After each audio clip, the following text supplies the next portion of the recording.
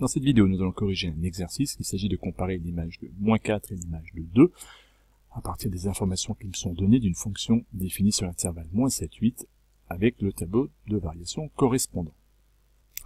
Pour démarrer, la première chose consiste à placer les deux antécédents -4 et 2 sur la première ligne de mon tableau de variation, la ligne des antécédents, -4, 2, et d'observer.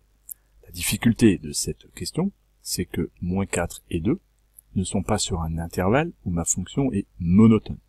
Monotone au sens où le sens de variation de ma fonction serait constant.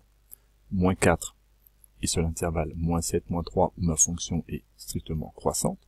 On voit qu'ensuite ma fonction est strictement décroissante, puis elle redevient croissante entre 1 et 3.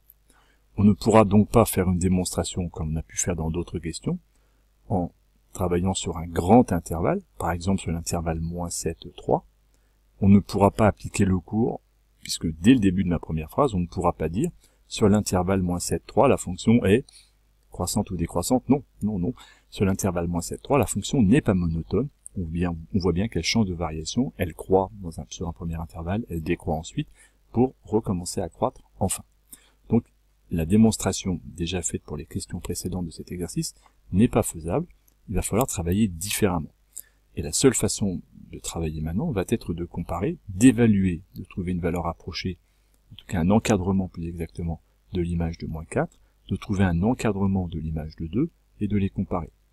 Visuellement, l'image de -4 va être entre 1 et 5, alors que l'image de 2 va être entre -2 et 0. On voit bien que l'image de 2 est donc forcément plus petite que 0, et que l'image de -4 est nécessairement plus grande que 1. On peut donc comparer l'image de -4 et l'image de 2 en disant que l'image de -4 va être plus grande que l'image de 2. Reste à démontrer cette première idée de façon rigoureuse.